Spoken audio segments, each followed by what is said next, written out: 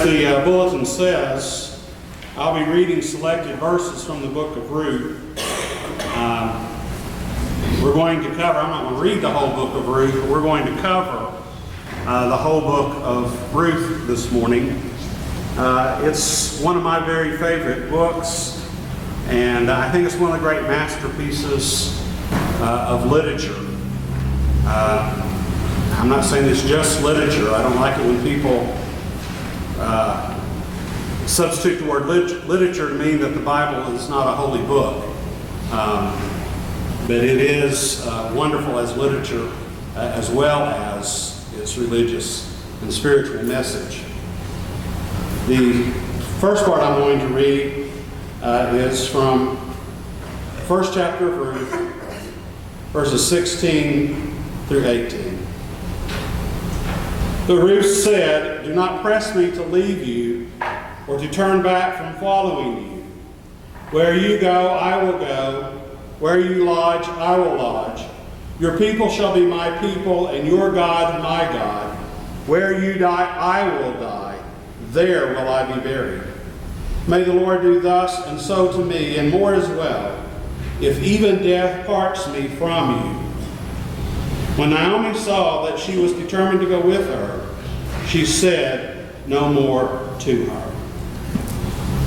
Okay, by a show of hands, how many of you would vow to serve your mother-in-law, or would have if she's no longer with us, but would vow to live and go with your mother-in-law wherever she goes? Okay. Not many takers on that. I love my mother-in-law, but I'm not going to live where she lives. But I'm always a little bit amused when this scripture is read at a wedding. Now, I think it's appropriate to read it at a wedding. I mean, we take Bible verses out of context pretty regularly, and that's not always a malicious thing. So I think it's appropriate, but I'm a little bit amused because these words are never spoken by a bride to her husband or a husband to her bride. It's spoken by a daughter-in-law to her mother-in-law. And so now I want to share with you the whole story of Ruth. And one of the things that makes Ruth such an incredible book is it has two different meanings, two different levels of meaning. And yet they both come naturally out of the story. And the story begins with a family of four, a father, a mother, and two sons who live in Bethlehem. And there is a famine in the land, and it's a little bit ironic. The word Bethlehem literally means house of bread. But there is no longer bread in the house of bread. So this family moves to Moab. And apparently the boys are maybe teenagers. They're not yet of marriage age. And they move to Moab, which is a little bit of a surprising choice for somebody from Judah. Judah and Moab are traditional enemies. And even when they're not at war, there's tension and they don't really get along with each other. If you put it in modern terms, maybe like Pakistan and India, or Greece and Turkey. It's just a lot of bad history. So even when they're not at war, they don't like each other very much. But they go to Moab. And while they're there, both of the sons marry Moabite women. And that's unusual, not unheard of, but it's unusual. For the most part, you did not marry outside of your own tribe, much less outside of your whole country. So it was unusual. But I guess one reason they did that is there wasn't a whole lot of choice. They were in Moab, and most of the women there were Moabite women, and there weren't a lot of other Jews there to express their disapproval. And so both sons married Moabite women.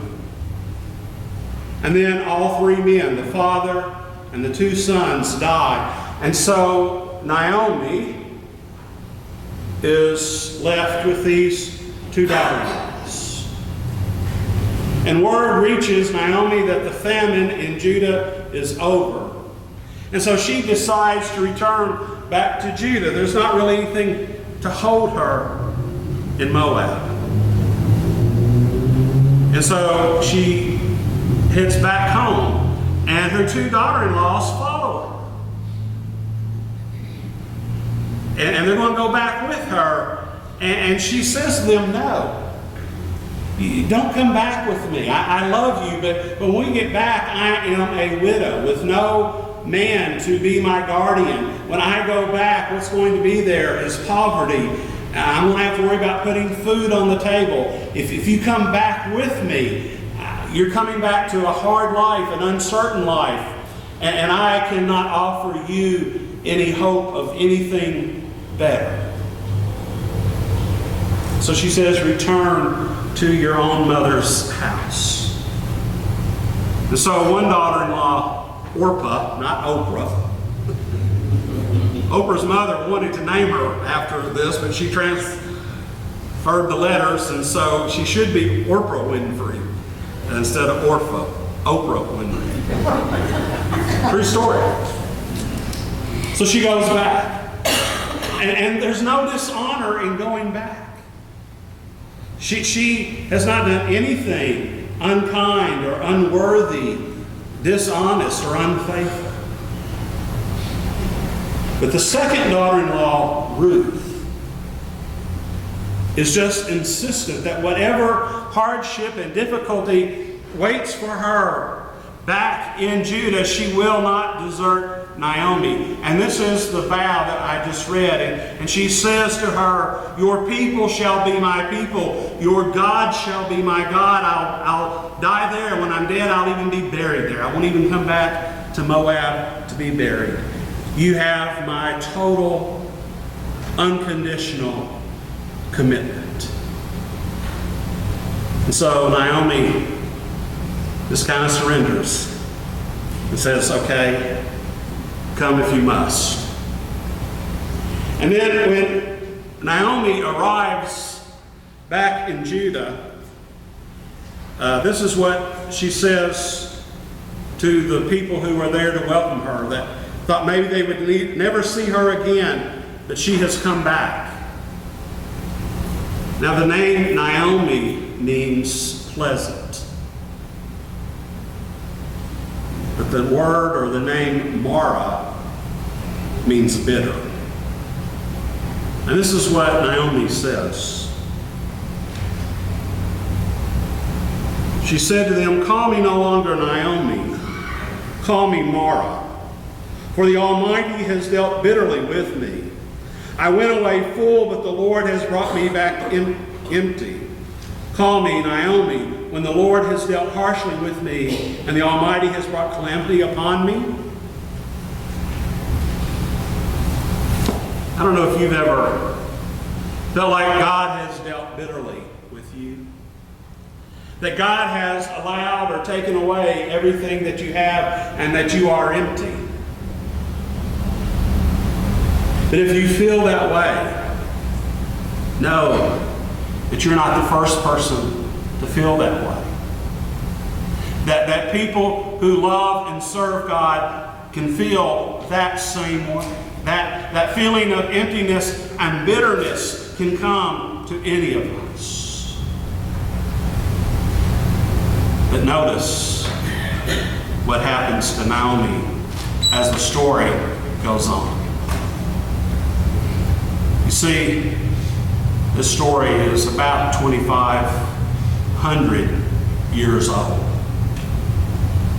At the same time, it's hot off the press.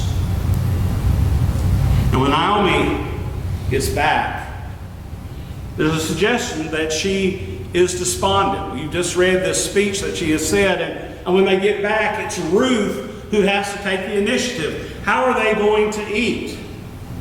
And even though Ruth is the foreigner, she decides, she tells Naomi, I'll go gleaning. And I'll just read this quickly out of Leviticus. It's found several places. Leviticus 19:9 through 10. When you reap the harvest of your land, you shall not reap to the very edges of your field, or gather the gleanings of your harvest. You shall not strip your vineyard bare, or gather the fallen grapes of your vineyard. You shall leave them for the poor and the alien. I am the Lord your God. They didn't have food stamps.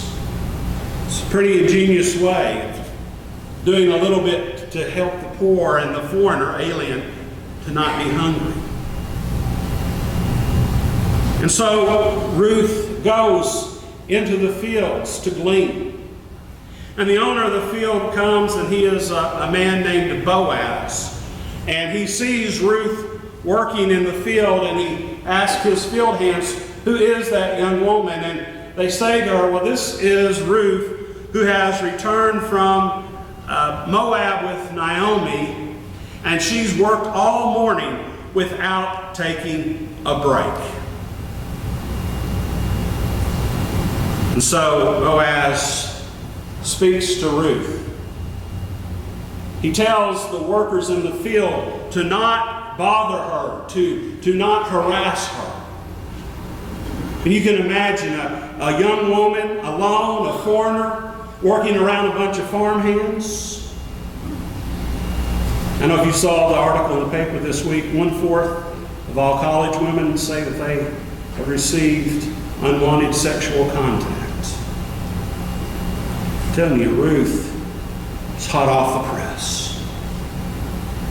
And he goes to Naomi and he says to her, you know, stay close to my people, they'll look after you.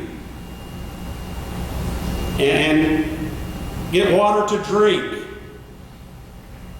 Don't stay out here all day working with nothing to drink. My people will give you water to drink. And Ruth says, why are you being so kind to me, a foreigner? Lots of times foreigners aren't treated with much hospitality or compassion or concern. And this is what Boaz says to her. Chapter 2, verses 11 through 12.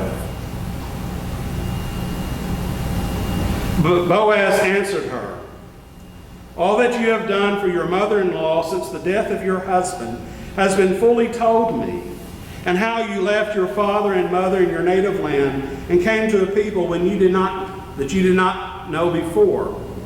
May the Lord reward you for your deeds, and may you have a full reward from the Lord, the God of Israel, under whose wings you have come for refuge.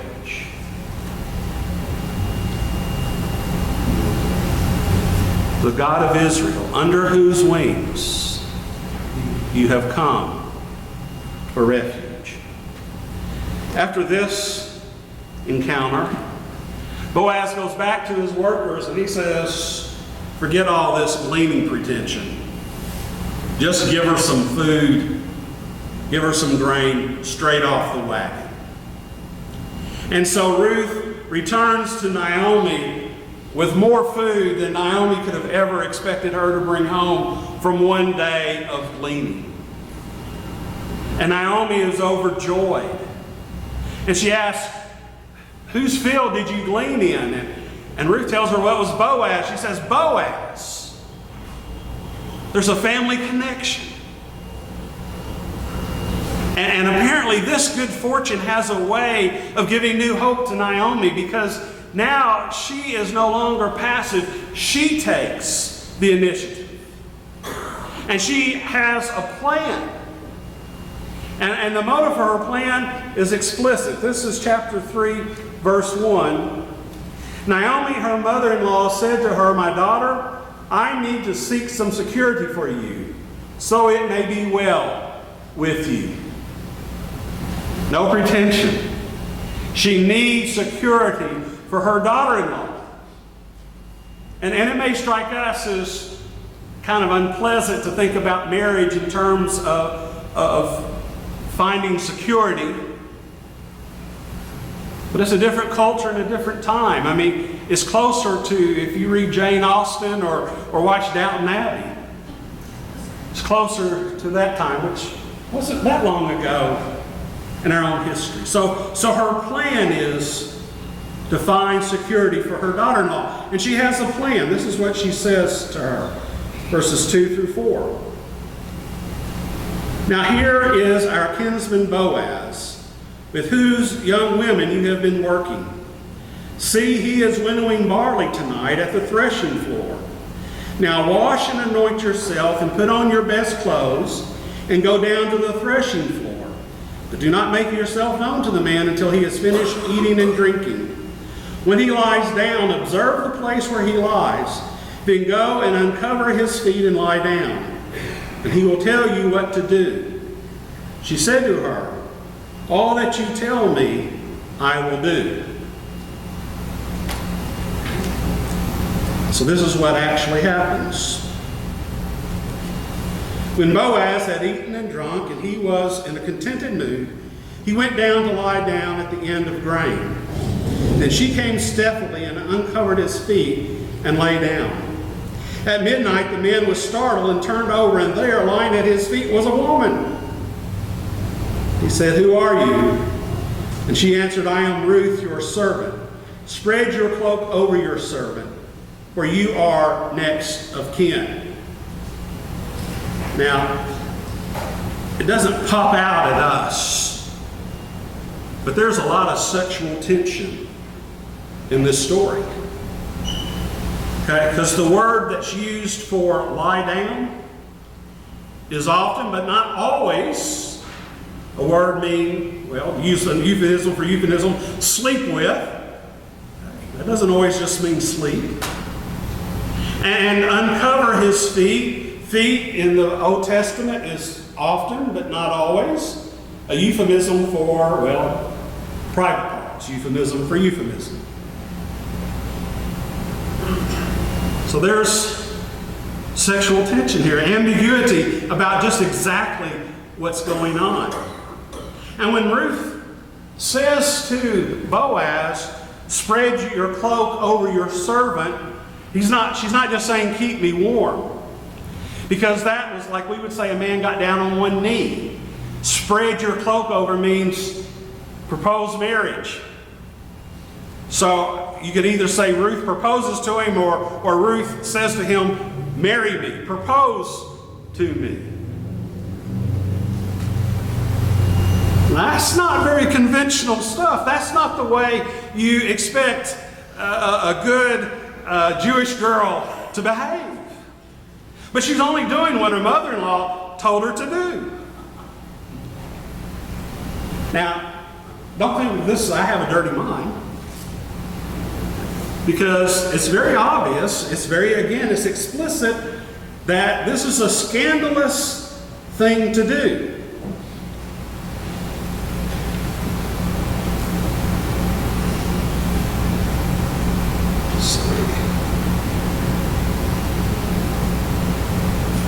So she lay at his feet until morning, but got up before one person could recognize another, for he said, it must not be known that the woman came to the threshing floor.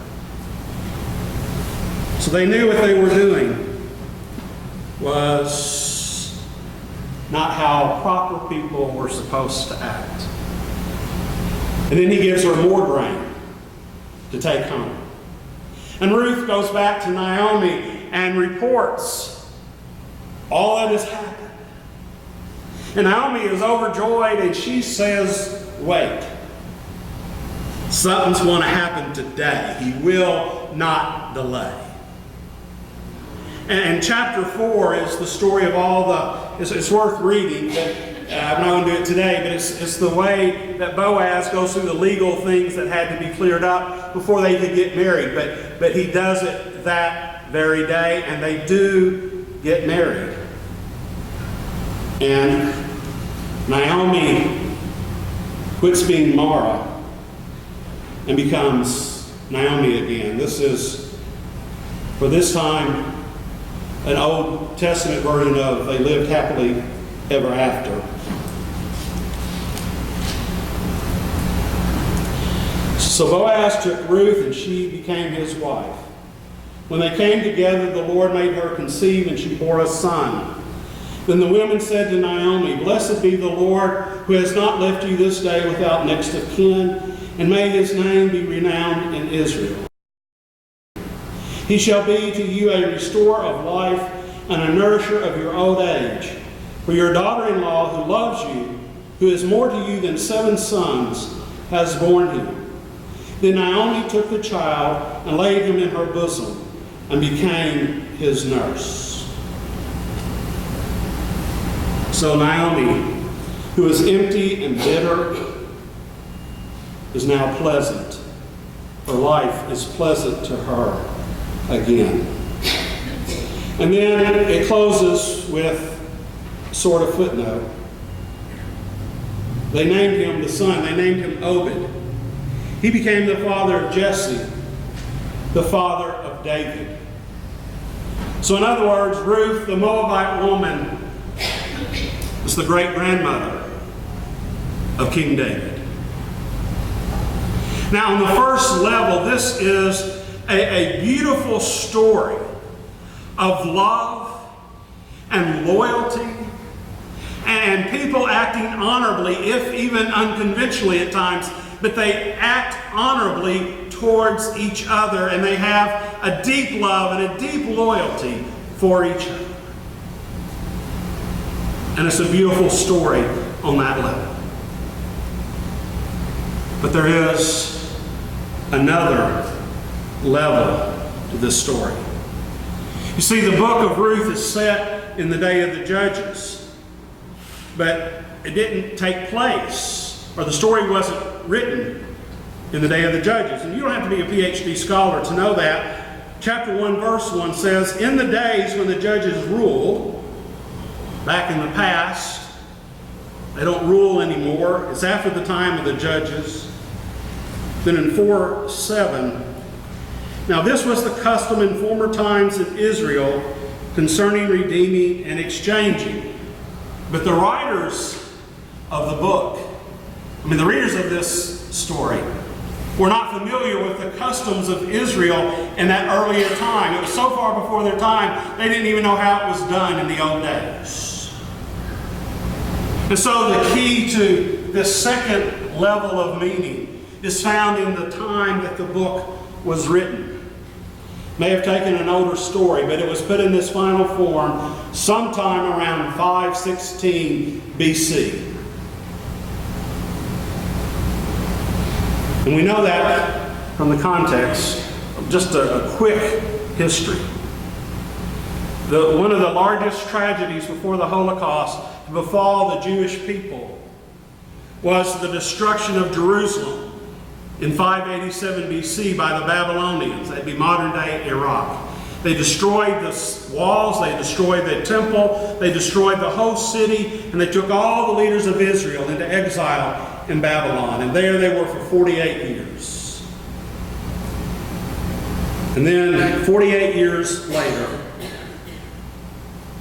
modern-day Iranians, the Persians and Medes, conquered Babylon and allowed the Jewish people to return to Jerusalem. But only a few did. Far more stayed in Babylon than returned. It's like today, if Cuba returns to democracy, some Cubans from here will go back, but most will stay. They're settled here. So just some of the Jews went back, and they started to rebuild the temple, and it took them 22 years, till 516 BC, with many difficulties, before they could rebuild the temple. And then, from my perspective, our perspective, things took a tragic turn. They decided to scapegoat the foreigners.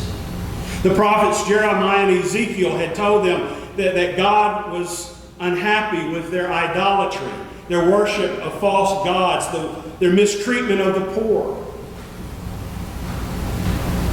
And that this captivity would be a punishment, a discipline. And when they returned and rebuilt the temple, they looked around and they didn't say, "We were responsible." They said, "It's the foreigners. It's the women." And so they divorced all their foreign wives. They rounded them up and they deported them, their own children. They deported their wives and the women and the children. Said it's the foreigners, it's their fault. Then they made a new rule. It's from Deuteronomy 23:3. No Ammonite or Moabite shall be admitted to the assembly of the Lord, even to the 10th generation. None of their descendants shall be admitted to the assembly of the Lord. And so the story of Ruth was told to plead with the people to not do this heartless, horrible thing that they were doing, to say to them, look, if this is how things had been done in former times, Ruth, who said, "Your people shall be my people," Ruth, who said, "Your God shall be my God," you're kicking Ruth out when you kick these foreigners out. Don't make them your scapegoats. They said, look, if this rule about the temple had been in effect, David, who was the 3rd generation, Solomon, the 4th generation, Solomon, who built the temple, they couldn't have entered the temple. And there would have been no temple. Because Ruth would have been kicked out. And David never would have been born. It is a story of love and loyalty and of honorable people acting honorably, and it is a plea to not scapegoat the foreigners, to not treat the foreigners with anything less than with dignity, to see that they are under the wings of shelter of the God of Israel. It is a plea not to do in the names of God things that God would never approve of. It is a plea to not do in the name of our ancestors what our ancestors would never have done. Book of Ruth. Hot off the press.